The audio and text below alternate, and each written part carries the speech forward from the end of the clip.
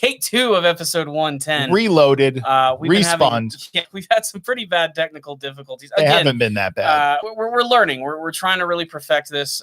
Originally, we had the plan of scheduling this so that people will know when the actual show is going to be coming out, but that presented a number of issues, but we're still sort of hashing those out. But we're going to continue from where we left off. Basically, we were talking about Marvel's brand new show, What If? They just showed a brand new trailer for it, and it looked really freaking gnarly with all the interesting scenarios that they're cooking up by sort of like switching around some of the biggest things for all these characters. Do you think they're going to do like good guys are now bad guys?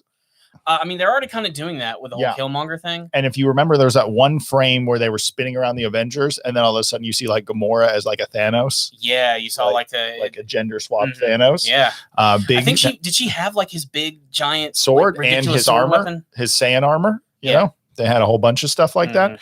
Any update on the audio? Sound a little better? Good. It sounds good, guys. It sounds good now. That's good. It was worth it. I'm glad we took the time to do that. Really the thumbnail sucks, though, Michael. Yeah, the thumbnail is terrible.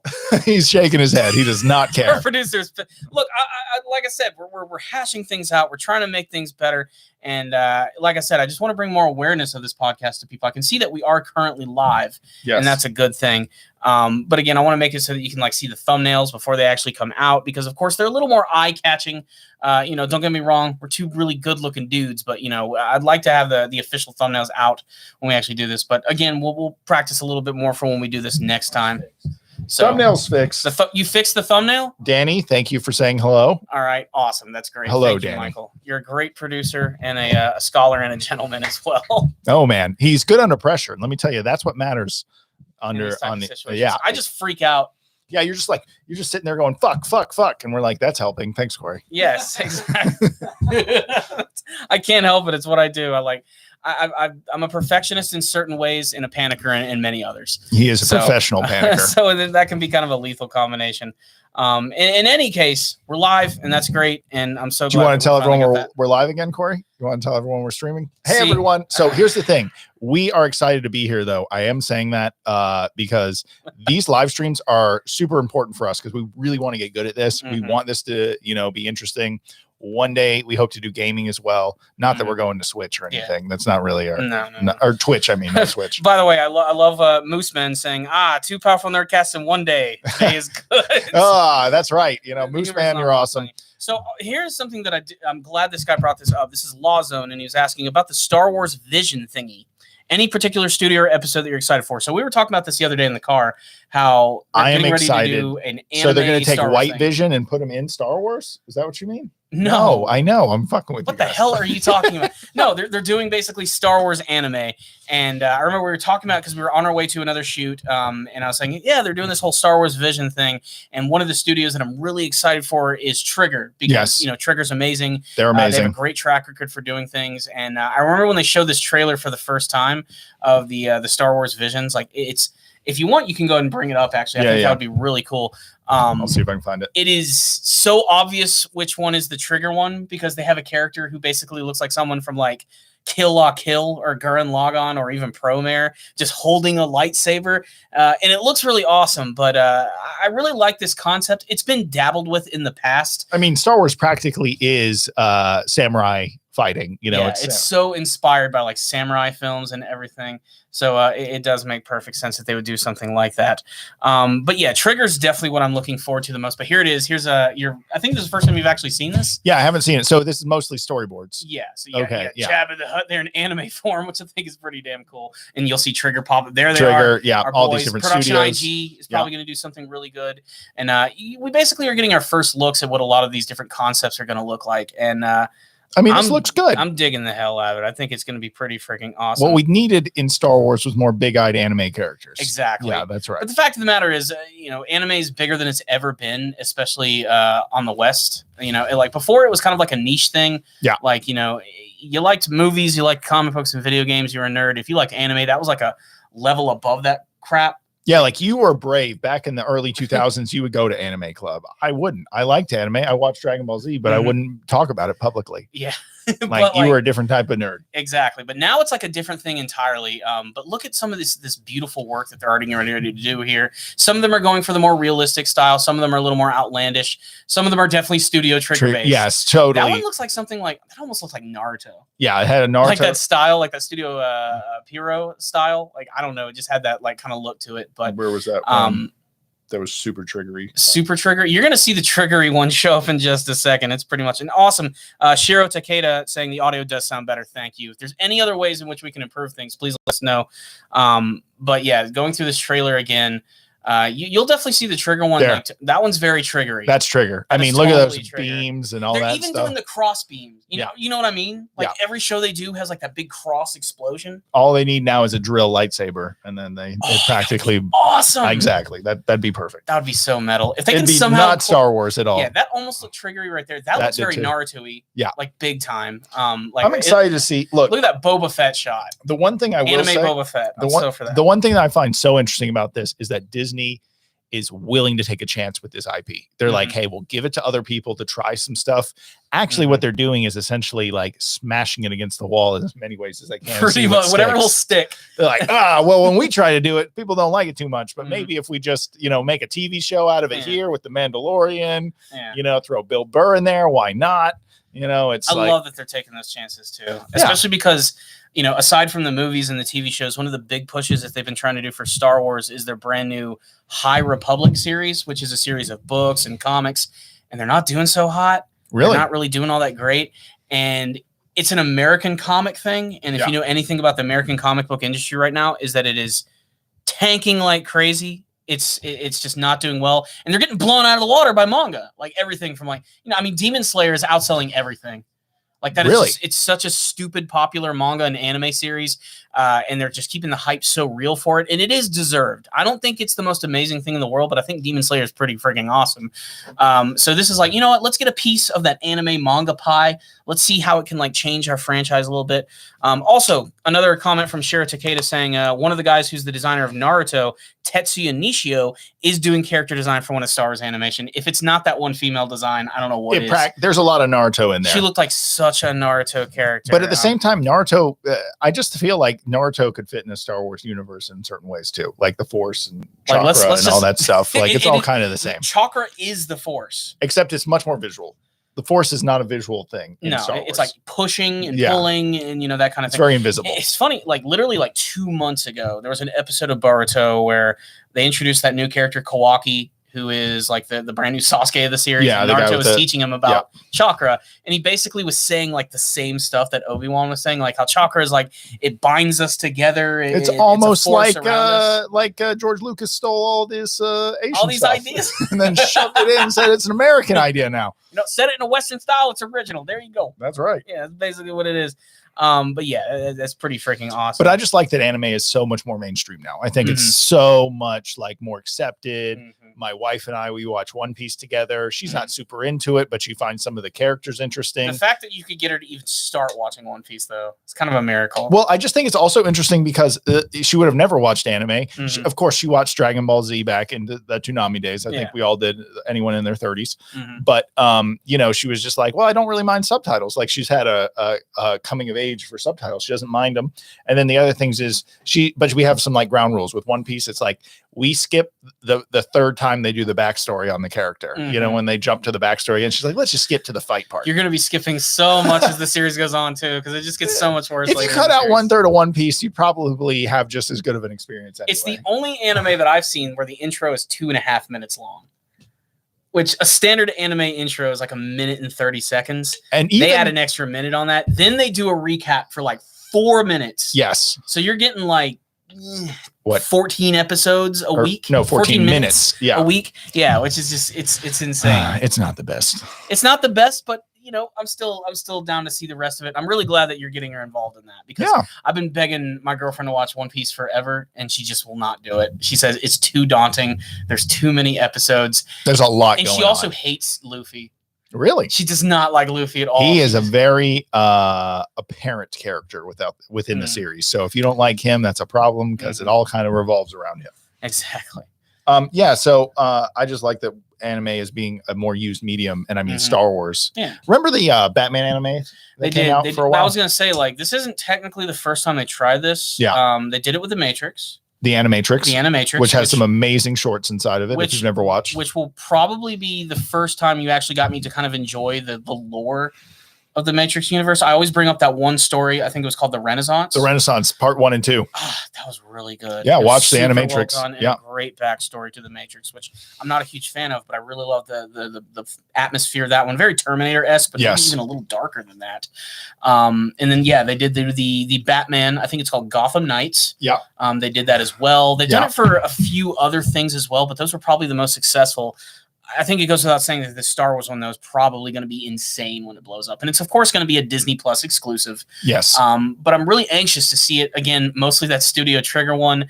And I can't wait to see that one with the Naruto designs in it as well. I think that's actually pretty freaking cool. So, yeah, awesome. So we were also going to talk about Rick and Morty because we've been watching the season pretty intently. All 3 episodes that have come out. We had most recently the Planetina. We had Planetina. Well, the name of the episode, which again, one of the funny things about Rick and Morty is how every episode is like it's either a movie or a book with Rick and Morty in it. Add Rick or Morty into the title, and this one's a Rick Convenient Mort, which is an inconvenient truth. I didn't get that. It doesn't really flow at all. No, it's very forced. It's really forced and stupid, but it's it's pointless in regards to the actual episode itself, which in the grand scheme of things, it was the 3rd episode of the season. You said it was probably the weakest for you so far. I felt that it was it abandoned comedy in a lot of ways. It went and it wanted to tell that Morty story, and it committed to it so hard it threw off the episode and felt very unlike a Rick and Morty episode. And to me, felt like weak from what I expected when I sit down and watch Rick and Morty. It didn't feel weak as storytelling or its characters or its delivery. It was actually a very well done episode, but when you don't expect a gut punch and all of a sudden you get one, you're like, oh man, especially when you had such a fun episode that was just a bunch of fighting and laser beams and stuff like the last one. It is the antithesis of the last episode. Yeah, it was very I'd go as far as the first 2 episodes of the season were very classic Rick and Morty. Yeah. Just as Jerry so eloquently said, like in the very first episode of the series, high concept sci-fi rigmarole. Yeah. Just ridiculousness, just without abandon. Episode 3 fucked with my head for like a good 24 hours. And I remember when it ended, you were like, that's how it ends? Yeah, and it really affected my mood, and I didn't expect that from it. But again, essentially, okay, I'm going to go into it. Spoiler warnings, here we go. The episode ends with Rick and his Captain Planet girlfriend, or Morty and his Captain Planet girlfriend breaking up, and it's... well, here's the thing. Morty breaks up with her. But the point is that neither, yes, she's a bad person because she murdered people, but the point is neither of them were bad people in the sense that like one of them had she had a fatal flaw, but what I'm saying is they both felt strongly about who they were, and that's why they had to break up. It wasn't like there was a real reason besides all the murdering of the people. Yeah. So let's actually set it up just a little bit more. So the thing about this episode is it's essentially a parody of Captain Planet, where Rick and Morty go out one day and they get these amazingly awesome shirts, which I think they were called Pussy Pounders. Rick and Morty's Pussy Pounding Adventure or something like that. Because they were getting ready to go. We are not getting monetized. We're not at all after that one. Basically, they go on this, he calls it like an apocalypse tour, where they're about to go to all these planets, which are about to basically be destroyed in some sort of fatal accident, whether it's like a meteor hitting them or a black hole getting sucked into. And they were going to go to every planet, and they were going to have like a planet apocalypse crawl. It's like a pub crawl, but with planets dying. Yeah, and they were just going to get drunk and high and fuck everything in sight. And then eventually Morty discovers this is why I don't tell my parents about this. It isn't, trying to describe this episode to your parents would be difficult, but he ends up seeing this superhero whose name is Planetina, who is a parody of Captain Planet, literally down to the her very core of who she is. They even have the kids who have the rings that summon her and everything. And there was no heart. They didn't even go there with the heart. I have a theory about that, actually. I think it's kind of funny. Okay. So, basically they do this whole thing where Morty just is infatuated with Planetina. He becomes obsessed with her, and he basically abandons Rick in his apocalypse pub crawl and decides to try and pursue a relationship with her. And he goes really hard, and it actually ends up working for him. And Planetina falls in love with him. and they end up starting a relationship with one another. And then you have this like B story where it's Rick and Summer going to all these different planets. And I loved it because, again, it was kind of like the juxtaposition to their story where Morty and Planetina was all about trying to form like a relationship and be committed to one another, whereas Rick and Summer were going on this whole quest that was all about not commitment whatsoever and just, fucking everything in sight and just having a really great time. And I really loved that. But most people were talking about the Planetina thing this week, and that's because it hit really freaking hard. The reason it hit hard was because I think this was the perfect representation of what happens when you just fall so deeply in love with someone that you forget everything else. And it was done in the most realistic way possible with a Captain Planet parody, which is what I thought was the funniest thing. But it got crazy because Morty decided to save Planetina because he found out that her ring bearers, which were her children, as she said, who've been manifesting her since the 90s. The early 90s. I love the way that they brought that up. And of course, it's just a nod to Captain Planet. They were planning to sell her to the most cartoony Arab terrorist I've ever seen in my life. He literally said, let's hurry this up so I can eat these baby seals behind me. So perfect. And they were so cute with big eyes. Yeah. And then you have Morty, who decided to kill the fire ring bearer in the coolest way possible, which, by the way, the fire guy was voiced by Steve Buscemi. Totally could not tell that right away. Once you know it, though, you can't unhear it. Hello. That's Jennifer Coolidge. We'll get to her in a second because she's great. Yeah. So Morty kills all the other ring bearers, and basically this allows him to free Planetina, and they become an official couple at this point. Morty loses his virginity finally to a fucking superhero, which is hilarious. I think Morty has had sex before. You think so? I don't know the lore. I don't know. Do you count that one time where he had that girlfriend and then the watch reset everything back? Or what about the time he had sex with the sex doll and it made his son? That's a good point. There's a lot of. Let's not get into the gray area of how Morty lost his 14-year-old boy on a fake one had sex.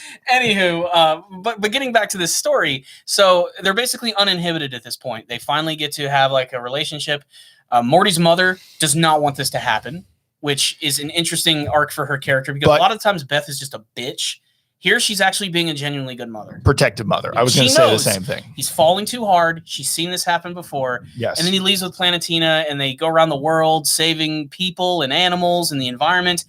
But since she has no more inhibitions for anything and isn't simply controlled by the power of these rings and all these kids, she goes crazy and she starts killing all of these minors in the most violent way possible. And I love how they set it up. They're like, no, your politician didn't win. The laws weren't changed. I'm sorry. We're all normal blue collar dudes. Just want to go back to work. You get to choose the way you live. Yeah. We have jobs. Yeah. And then she basically goes Super Saiyan and murders everyone. Yeah. And this is when Morty's like, okay, this is not working out. And basically the episode ends with him realizing that he can't be with her anymore. And in any other typical episode of Rick and Morty, the joke would be that she breaks up with him, but he decides to break up with her. And instead of setting up some grand, amazing, hilarious joke, it's just Morty being really sad, crying in his mom's lap, and then it just cuts to black. And it's like, what the fuck was that?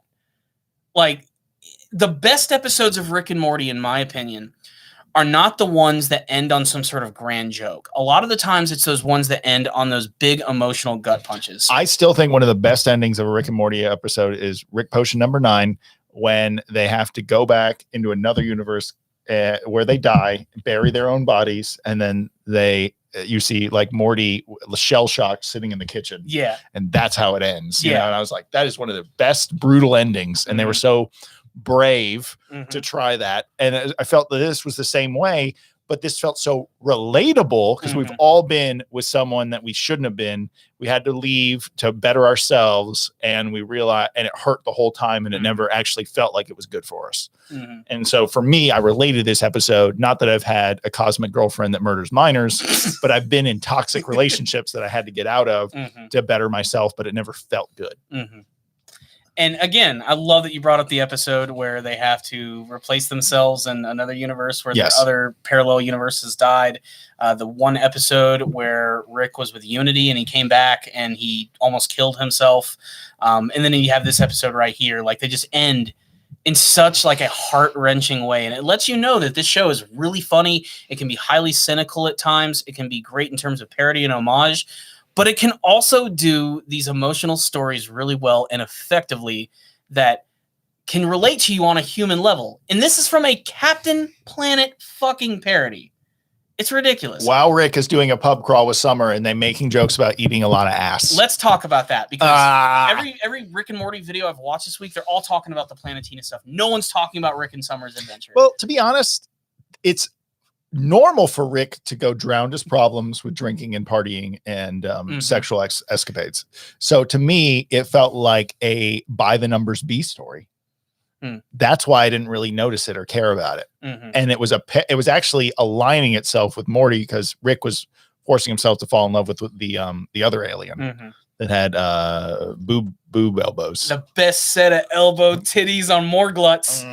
The alien voiced by Jennifer Coolidge. If you don't know, that's basically Stifler's mom from American Pie. She had it going on. And I feel like the whole joke of her character was, again, at first all she said was hello. And all leading up to the joke where basically she just says goodbye. Pretty much. But my God, that whole sequence of events of watching Rick and Summer go to all these different planets with these kooky aliens, that's super traditional Rick and Morty stuff. Yeah. But I really love that Summer is continuing to join Rick on these adventures and how I feel like this whole plan of Rick is to just get. Sorry, guys. Keep going. Oh, the loop is happening. Okay. I'm done. Sorry. Right, we're done with that. Keep going, I feel like the whole thing Rick is trying to do is that he's trying to somehow get Morty to join him again by continuously getting Summer to join him on these adventures, which I think is the make him jealous thing. Basically, yeah. Yeah, I mean that was kind of what was happening. And this whole season has basically been about Morty becoming more independent and realizing that he doesn't have to be Rick's bitch the entire time. He can do things all on his own. And that's again for a show that's ultimately just about comedy and cynicism. They're giving us this character arc that I think was kind of unexpected. And I think after all these years, it's kind of welcome. It's made this entire season for me, I think, honestly, one of the best so far. I think every episode has been awesome. Yeah, I agree. All of them. And this one, like I said, fucking destroyed. Like I said, I wouldn't say it made me like sad and I was crying or anything. No, it's not that. But it legitimately affected my mood for like at least a day. Because I'm a man. Yeah. You know, I don't cry. And I'm like, and this happened from a Captain Planet parody? Like, come on. This is crazy. Also, it does this one thing that Rick and Morty has done so many different times. I love when they use music that I've never heard before. And when I'm done with an episode, I'll like go on YouTube and I'll look it up and I'll look up like a song that I heard because I was like, that was really good. Yeah. And every comment is like, oh, I'm here because of Rick and Morty. Because of Rick and Morty the entire time. But it's introduced me to some interesting music. One song they used in particular towards the end when Planetina finally starts going insane. Yeah. It's from this guy, and I'm probably gonna mispronounce the fuck out of this. His name is Kishibashi. Kishibashi? And he's like a Japanese guy, but it's all the songs are in English. I wouldn't believe it. But he's got really good music, and it made me listen to some of his other stuff. So while a lot of the times people can be gatekeepers of their favorite music, weird shows like this are doing a great job of introducing people to music they would have otherwise probably never listened to at all. I mean, you hear a good theme song and you'll go on a journey to discover an artist. Exactly. You go on you really like the idea of, learning about that stuff. Exactly. So I enjoyed that. I went on a Kishibashi. You got Kishibashi rabbit hole. To be perfectly honest, like it was pretty crazy. But yeah, I really loved this episode of Rick and Morty. I will be in agreement that maybe it's not the best of the season so far. It's just not the best of this. But I wouldn't say it's bad or the worst at all. But then again, my opinion is I love the Slut Dragon episode and people hate that. Oh, that's like the worst episode to so many people. Yeah. I know. I just don't get it. They call it the dirtiest or something. I think it's freaking hilarious. It is the dirtiest.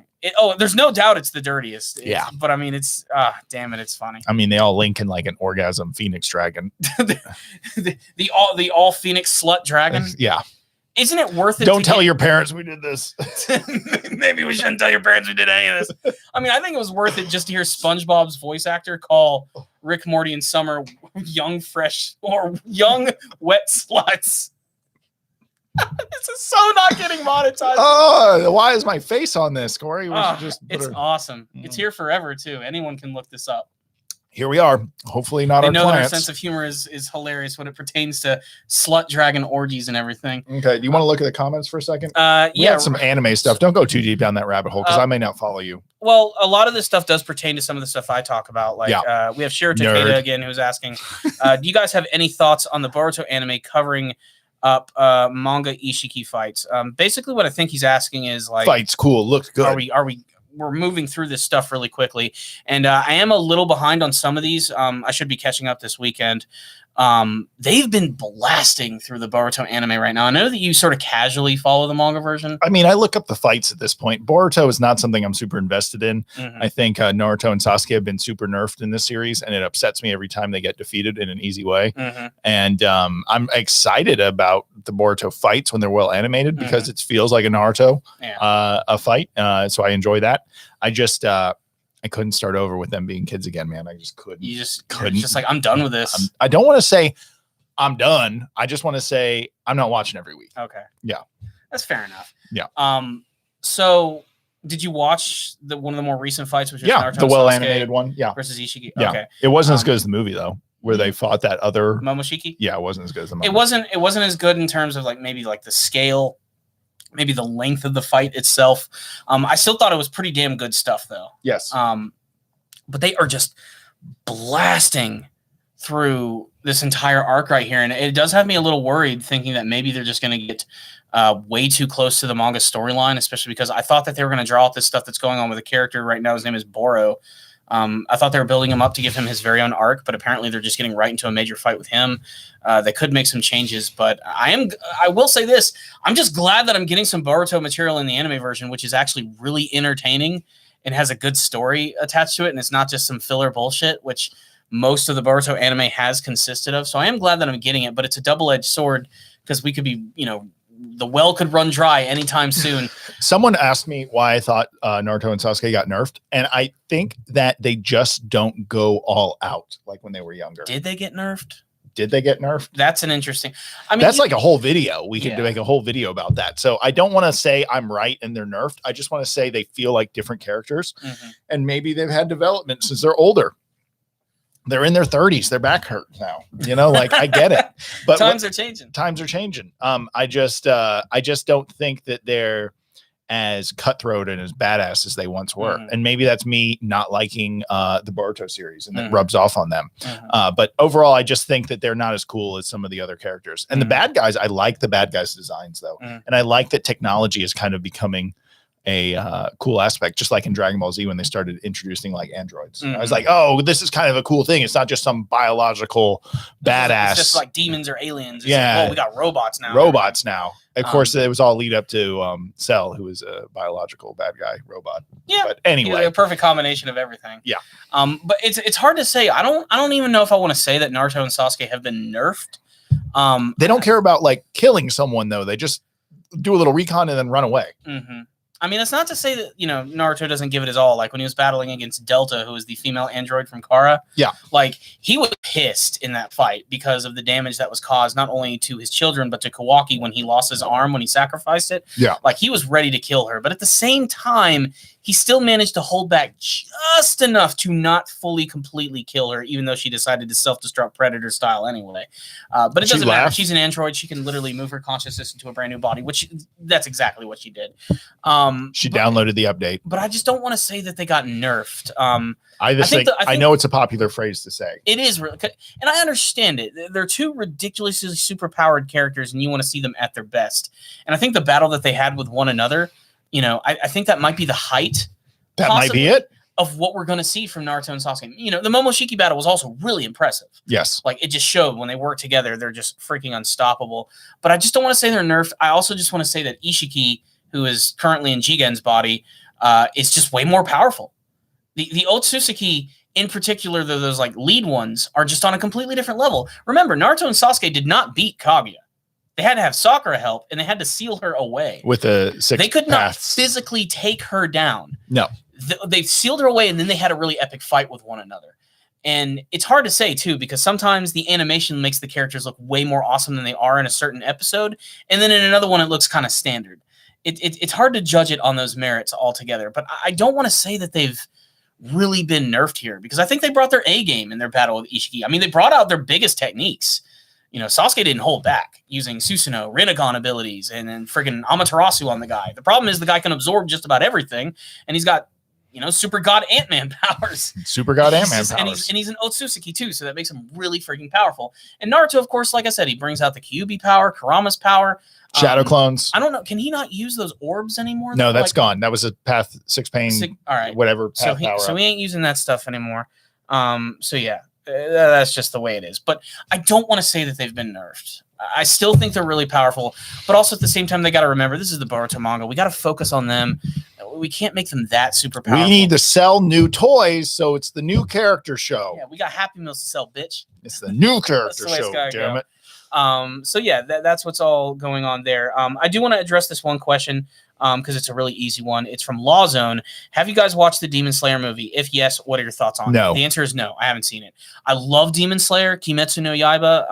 I have the whole first season on Blu-ray. I actually just got done watching it with my girlfriend, and she really enjoyed it as well.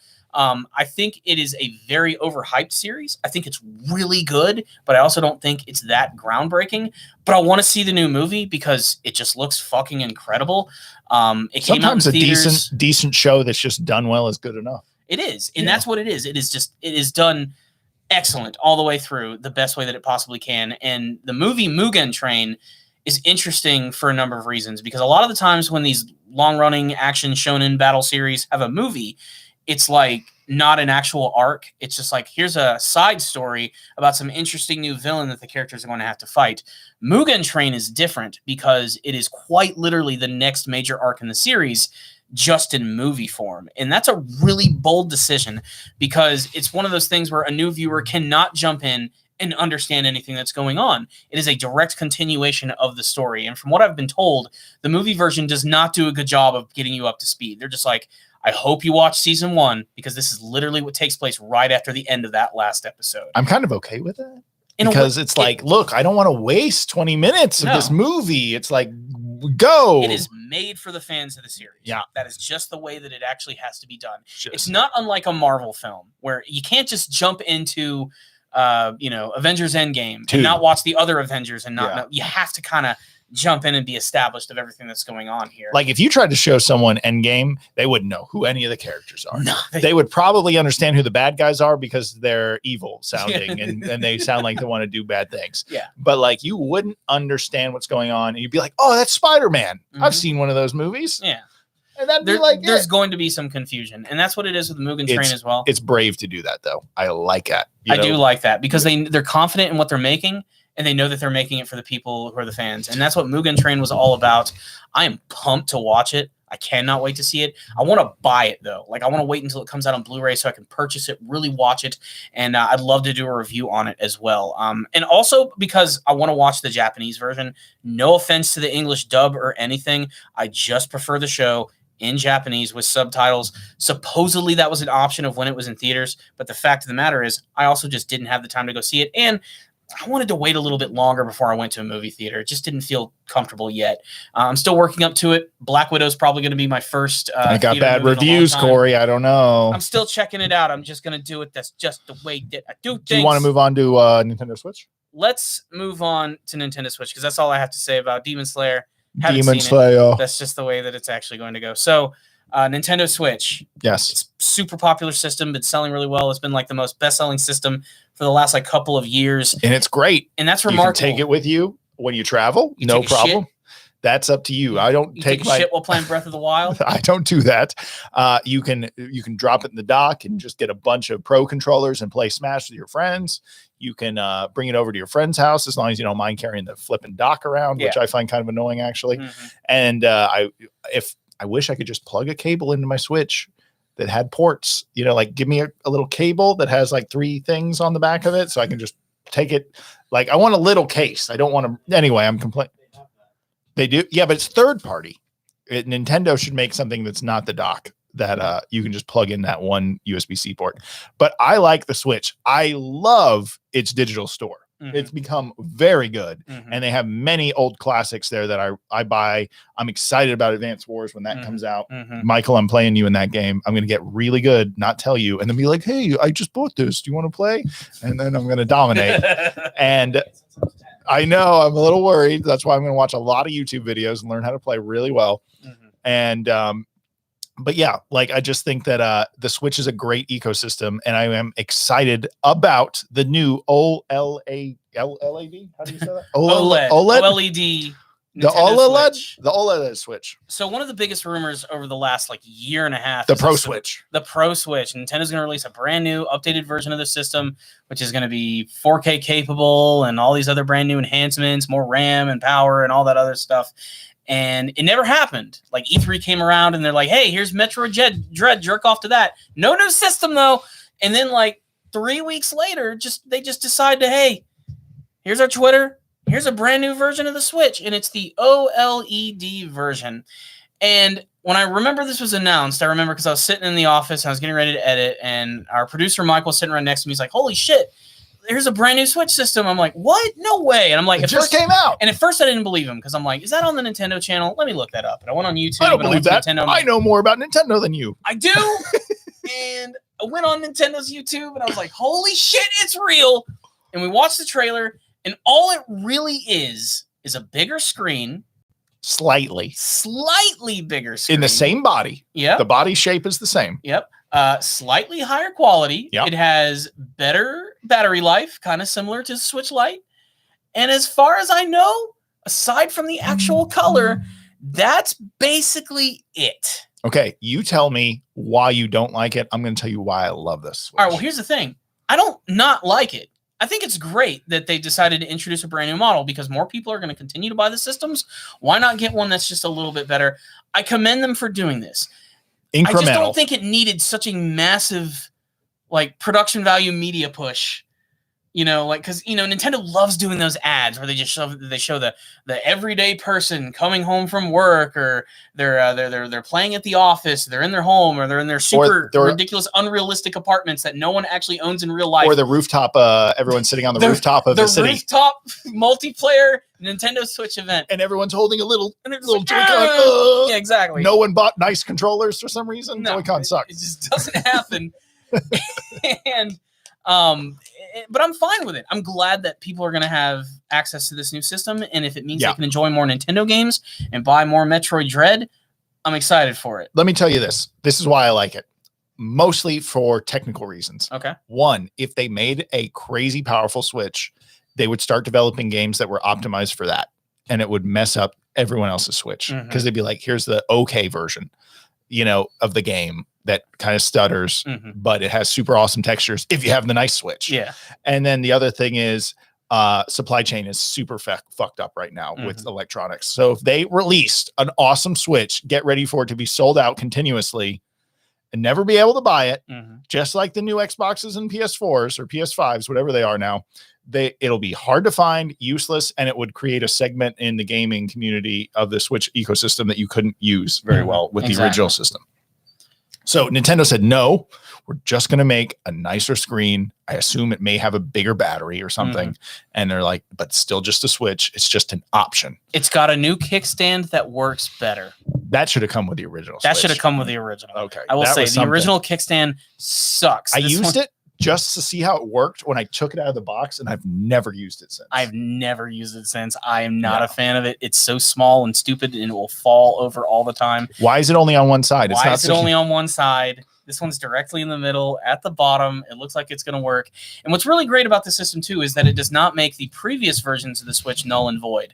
You can use your Joy-Cons. You can use them on the new one and vice versa. And they're probably concurrently going to continue to sell both the old model and the new model. And the new model is only $350, which is a good chunk of change. But it's totally affordable for the whole system. But it's affordable for a great system, and I love that they're releasing it on October 8th, the same day as Metroid Dread. That means there's going to be people who are going to buy a Switch for the first time. They're going to want to get the latest, newest game on the system, and thank God it's going to be from my girl Samus. I'm excited for that. And they showed off more of, Metroid Dread in the commercial as well. I thought that was really cool. Yeah. So, yeah. No, I agree. I'm okay with it. Now, the fact that it is not 4K capable doesn't bother me. Is that bad? Yes, it's bad because I think we're in a 4K world now. We're in a place where content is in 4K, Netflix is in 4K, a lot of the streaming services are in 4K, TVs are 4K. Hell, they even sell 5K TVs. It's kind of a gimmick. 8K TVs if you want to spend $8,000 on a TV for no good reason. But I think Nintendo just doesn't play the hardware game. They make good hardware that runs good, and then that's kind of it. And they don't care about specs. And I'm okay. They never have. I'm okay with Nintendo not caring about specs. They don't need to upgrade to 4K. They don't need to do those things. It's a want. It's not a need. They don't need to do it because their systems are selling like hotcakes and outselling the newest 4K powered machines. Like just go buy a PC. Exactly. Like they're proving that they don't need to do that.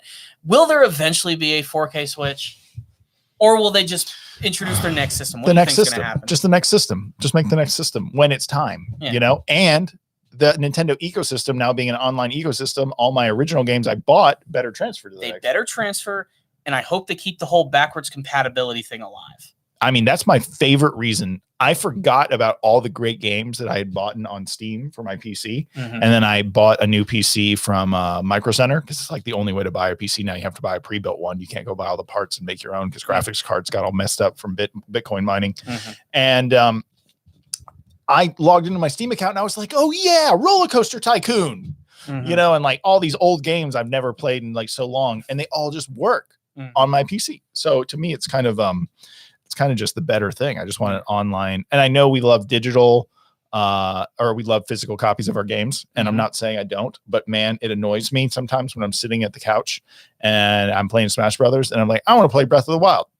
I got to get up, go plug in the stupid thing and put in the other one. It upsets me. I'm like, damn, I wish I had bought this game digitally. Not because I don't want the case, but it'd be nicer and faster. I don't want to get up. I just don't want to get up. It's like when they introduced the concept of a remote control from your TV. It's just the way it is. But, yeah. I still don't, like I said, I'm not upset that it's not a 4K system, and I don't plan on upgrading because there's not really much of a reason to. But I'm also happy that people are going to have more options to get this system, and it's going to impress them. And it just means more money for Nintendo and more success. And I wish them so much success because the Switch has just been a fantastic system for them. I'd go as far as to say, maybe next to the Super Nintendo, the best Nintendo system that they have ever made. It has just been, aside from the whole Joy-Con drift thing, no. Yeah, that's the way it is. So there's another question. You bastard. There's another question that I want to ask. This is from Tarek Winigan. The PlayStation State of Play? No, this is from Tarek Winigan, and he was asking, are you guys going to watch the new Transformers movies on Netflix and theaters? Are they animated? And they are. They're the War for Cybertron trilogy. I always thought that was a cool aspect of Transformers, so I'm not going to lie. It sounds cool immediately as you read the title, but I have no idea. I haven't seen any of it. Okay, so this is funny because this is what happens to Transformers before they came to Earth. Basically, yeah. And maybe even a little after with the new thing that's coming out. But I have tried on 5 separate occasions. Don't they have a different movie on Netflix already? They do. Well, they have the old movies. It's called the War for Cybertron trilogy. Yeah. And each one is like a different story. Like the first one is them when they're on Cybertron. I think the next one is when they're leaving. And the third one, believe it or not, is going to be a pseudo time travel crossover with Beast Wars. You remember that shit? Yeah. Yeah, they're doing that. So I love that they're going with a more gritty, old school direction of Transformers because I never liked the Bay stuff. And I grew up watching Transformers. I mean, hell, I have an Optimus Prime in my office. I love the characters. But I've never really been impressed with any of like the big adaptations that they've done as of late. But I was really excited for the whole War for Cybertron trilogy that they're doing because it just looked like exactly what I wanted from the franchise. And God help me, I have tried on 5 separate occasions to start watching this thing. Literally the other night, I'm like, I'm going to watch this. They just released this whole Beast Wars thing, and it's got me interested in it again. And I'm going to turn it on. I'm going to hit play, and I'm going to watch it. And 5 minutes into it, I just grab my Nintendo Switch and start playing. It is hard to get through, bro. Completely ignore it. And I'm glad you said it because I couldn't watch it either. I tried real hard. Yeah. And I was like, I just don't care about the war. Or I care about the battles and the fights. I don't care about them discussing the politics. And was it the one with the neutral third party robot that didn't want to join either side? Pretty much. God, that's boring. I'm like, I don't care. And I was really excited at first. I'm like, oh, sweet. We're on Cybertron. They're at war. There's fucking Bumblebee and he's being chased by Soundwave or fucking Starscream or whatever his name is. And the jet guy. Yeah, the jet guy. There's like 1,000 jet guys. And I was just like, oh, this is awesome. This is always what I wanted.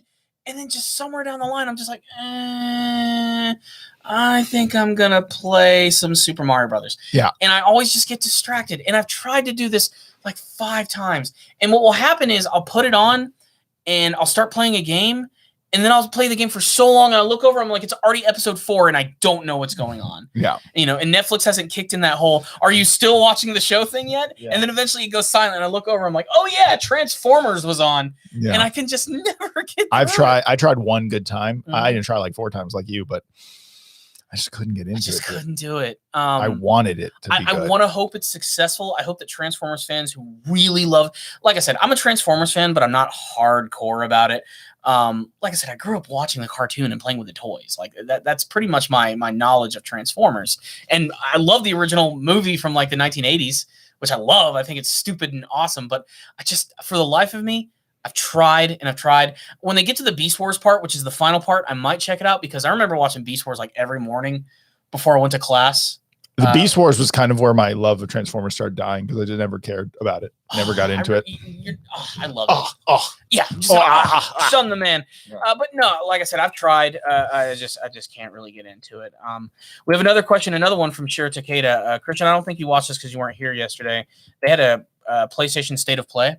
I know nothing about it except that it happened yesterday. All right. So it was like a 30-minute presentation and it was okay. Basically, they were showing off some of their indie titles, some of their VR stuff. But the biggest thing was, you remember that game Deathloop? No. Not at all? No. It's basically the first-person shooter that looks very Bioshock-ish, where like you have the ability to like go back in time and you can warp around and do all this crazy stuff. It's got kind of like a 1970s kind of style to it. You don't know. Oh, that game. Yeah. No, I don't know. No. See if you can bring up Deathloop on here. Deathloop. Because that was like one of the big things that was basically the headliner for the State of Play. You can type in Deathloop and PlayStation State of Play. It'll probably be the newest one. Yeah. I remember this game now. Yeah. So they showed it off yesterday.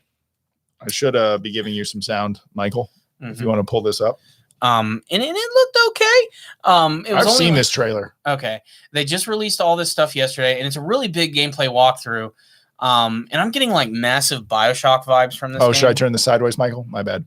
Does that change anything? Nope, doesn't change anything. Yeah, it's fine. Anyway, it's cut off on one side. A little bit if you can to like the actual like gameplay. It's probably gonna be like. All right, here we go. So this is what they showed off yesterday, and they're showing off just some of the main gameplay concepts of this like cool. I do like the ability of being able to like throw like a warp zone and go like right to it.